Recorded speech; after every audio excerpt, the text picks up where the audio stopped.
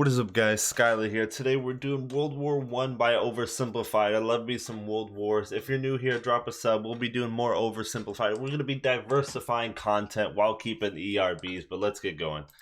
The world of Drop a comment what you guys want to see next. Modern technology, culture, and fashion. Truly the height of civilization. Is that Teddy on a ostrich? Everyone knew a big war was coming. France wanted some stuff back that Germany had taken from it. Germany wanted to take more of everyone. And the Alsace-Lorraine land, which is like, I think if you guys see my mouse, is like a little bit of this land right here. Germany got from France in the Franco-Prussian War. And this is a little bit before this. France, of course, wanted that back. And France was a little bitter about losing the war.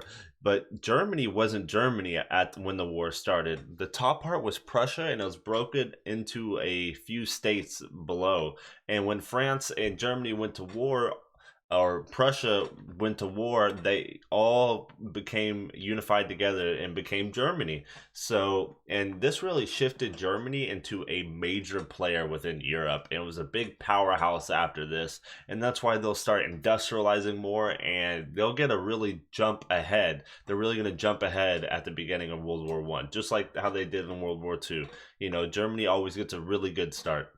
Take more of everyone's stuff, and they were building a big sexy navy that was making the British uncomfortable. The Royal Navy. These two empires thought they were really cool, but lots of different people who lived there didn't think it was so cool. And they annexed land. Declaring independence with help from Russia. Everyone was talking about each other behind each other. Exactly. So those talks, the alliances, Austria and Russia were not on good terms at the time because Russia wanted these people to, all these states to be on their own. And Russia wanted to have more influence on them, so he didn't want them to be a part of Austria. And Austria actually annexed a little bit of land up here, and Russia was not having it. Russia wanted to protect the Serbs, and you know, with all these alliances and talking behind the back, that's why. Wait, I hear Russia likes Nickelback. Austria lives with his mom, but that's why all these wars start. So there's backs. Throw in the fact that military got France and Russia, and then Austria, Germany, and Italy. Beat each other up. In this area of Austria-Hungary live some Serbs and Bosnians who hated living in Austria-Hungary. This is the land in which Austria annexed, and this is why Russia, and the real reason why Serbia wasn't having it, and these people didn't want to be a part of Austria, but Austria annexed them. Serbia wanted this land. And this is what they've always wanted, was all this land right here. And then when Austria annexed it, that's why this sketchy assassination happens. So the Austro-Hungarian Archduke Franz Ferdinand was there for a nice drive in an open-top car with his car's route published in advance. Yeah. And that went just about as well as you'd expect. Yeah. Some assassins were waiting for him along the way and threw bombs at his car. But they missed and blew up some officers behind him instead. So the Archduke goes into hiding, leaves Sarajevo, and the whole war never happens. Except no, the Archduke doesn't leave, but instead goes back out in the open-top car. This is crazy, and it's crazy how he winds up, like the possibilities and the chances, the small world, and where he goes into hiding, comes back out, and lands, or not lands, but drives next to one of the people that tried to assassinate him. Like, it was crazy how this was, like, how unfortunate it was. Back out in the open-top car to visit the injured officers in hospital. The driver takes a wrong turn and by sheer coincidence gets stuck beside one of the failed assassins. Bang, bang. Who shoots him. Yeah. No bombs that time. Understandably pissed about all this, and they think the Serbian government had something to do with it, which they might have. We don't know if they had something to do with it, but it was kind of leaning that way. And it was shortly after the annexed land I was talking about, which made the Serbian government a little not happy with it. So they go to their ally Germany and say, "Hey Germany, we're going to declare war on Serbia," and Germany is all for that. So Austria-Hungary send a big list of impossible demands to Serbia, and when Serbia refuses, they declare war. And the impossible demands, keep in mind, like, they were not expecting these demands to be met at all. They were really hoping they weren't. And they wanted a reason to go to war. They wanted a reason to get more land. Everyone's trying to, gain more, and this looked like a perfect opportunity as Serbia was a lot smaller country. But surprisingly, the Serbians fought very, very well, and I think Austria couldn't take Serbia by itself, and they had to get the help from Germany too in order to push through Serbia. Austria-Hungary and Germany are friends, and Serbia is protected by Russia, who's friends with France, so they'll declare war on each other. And the crazy thing is they had a triple pact, which was Austria, Germany, and Italy, but Germany didn't know why Italy ever got. Italy didn't get the war till late, and then when they did get into the war, they went to war with Austria.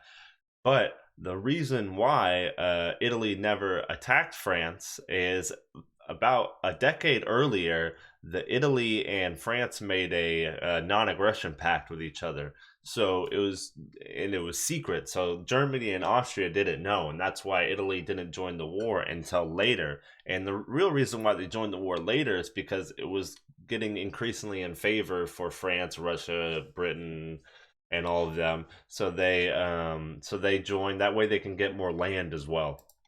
Montenegro joins in too. France and Britain also have a kind of alliance. So when France says, "Hey Britain, you got my back," Britain is like, maybe. And they have a kind of alliance because it's not a military alliance, it's a foreign policy alliance. So they do things to mutually benefit each other, but does that really come to war, But Britain doesn't get war until Germany invades a neutral country, Belgium. And then they decide to stay out of it, which is great for Germany because Germany has a plan. The Schlieffen plan. It's so big and clumsy that it will take them a while to get ready for war. So with this guy in charge, Germany will send all its troops into France at lightning speed. And keep in mind, Germany didn't have to be in this war. Germany opted to be in this war, and Germany declared war on both Russia and France. Russia and France didn't declare war on Germany. Germany declared war before France was even into battle and Russia was in the battle. He already pre-declared war. So that's why I think they got the brunt of the very end. This is 2 parts long, so we won't get into it right now, but yeah. Speed while Russia's getting ready. Defeat France, then move all the troops to Russia and defeat Russia, and then we all speak German and eat Pfefferpottast every day. Just one problem. Pfefferpottast. France has loads of forts and defenses along its German border, and Germany can't waste any time fighting them, so Germany decides to go around them. Through Belgium. SMH, big mistake. Belgium is neutral, but Germany wants to march 750,000 troops through it to get around France's defenses. They're hoping Belgium will just kind of sit down and shut up, but they don't. They fight back, and they're pretty good too, so they slow the Germans down.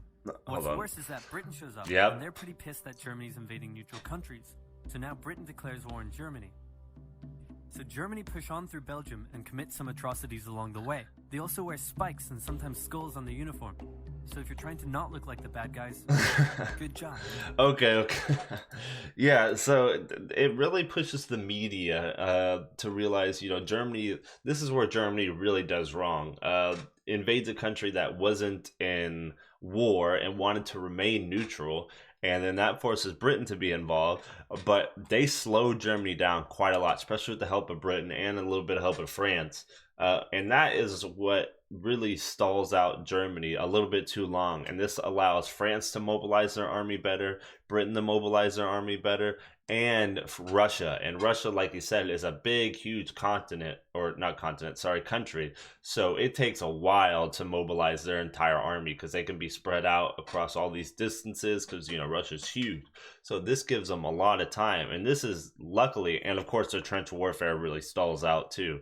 But yeah, this is, and if you guys don't know, this is what Hitler's plan basically becomes, or, I wouldn't say Hitler's plan, but this is what Hitler bases his strategy off of.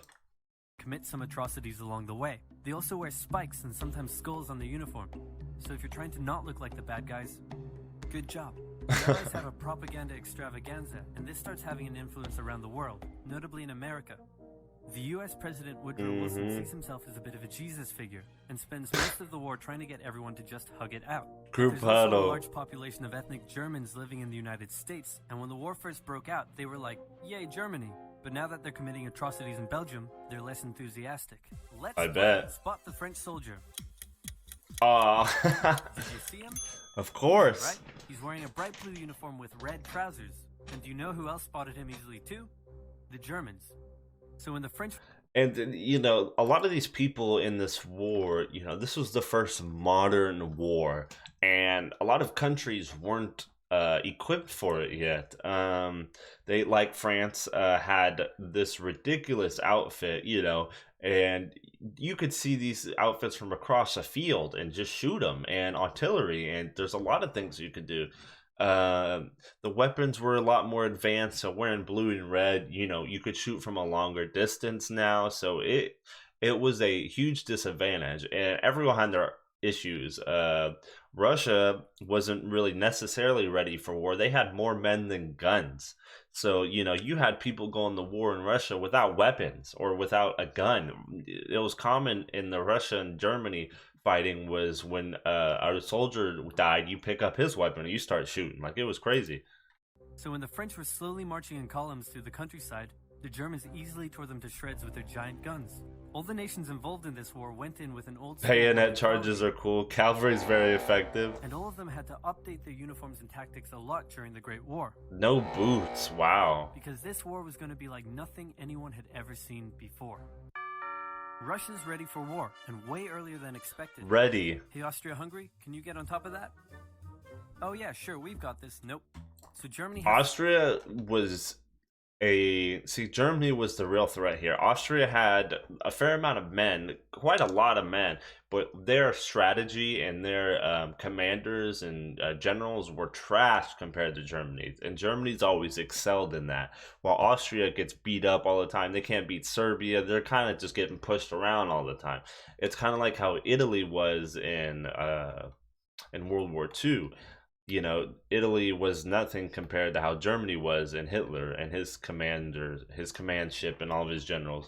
And the crazy thing about this is the Austrian-Hungary's generals and I don't think, is it a president? I don't know what their leader is named at the time, but he doesn't really listen to Germany, and it costs him a lot. He goes for his own glory without help, and he constantly loses. Send some troops back to the east to defend against the Russians. The chief of staff of the Austro-Hungarian army is this guy, and although he is handsome, he turns out not to be the best military strategist. Not at all. Austria-Hungary constantly ignores Germany's advice. How about I don't? Back to Germany whenever they get in trouble.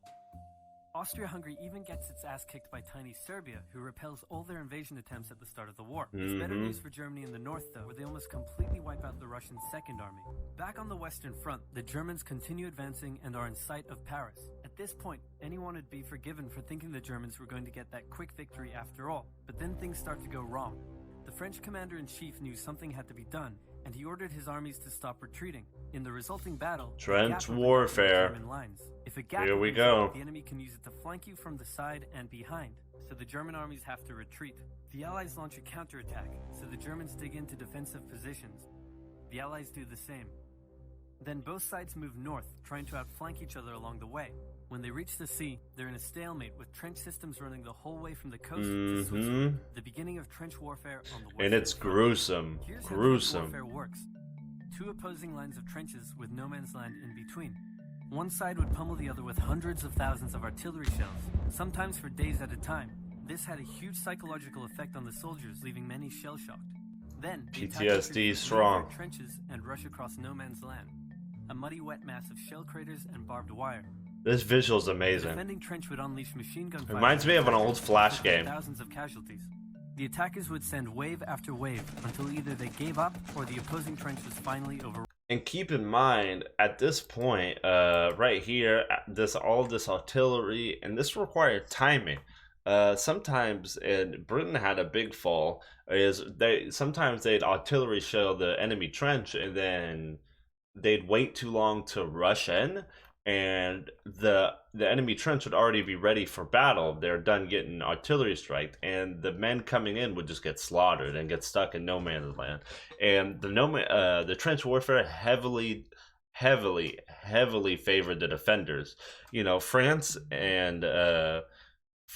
Britain, and Belgium, they're defending, you know, that's their land. They don't have to push Germany out. You know, they could just stall out. That's all about war, is just stalling out and waiting as much time. So they didn't really have to push as much, and they did, and they lost a lot, and everyone lost a lot, but it heavily favored the defenders.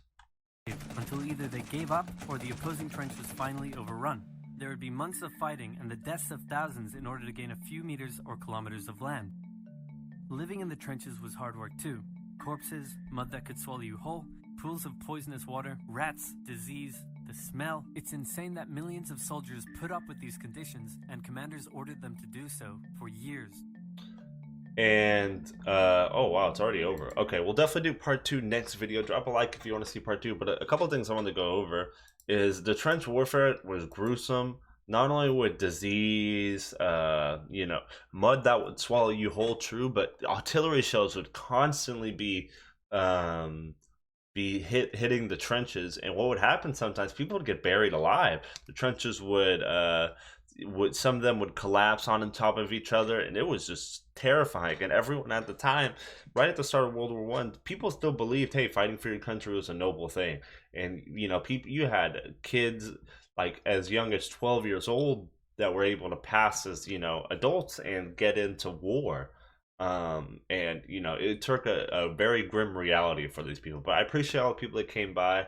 Drop a sub if you're new here, and I'll see you guys next time in part 2. All on my own, like who got me?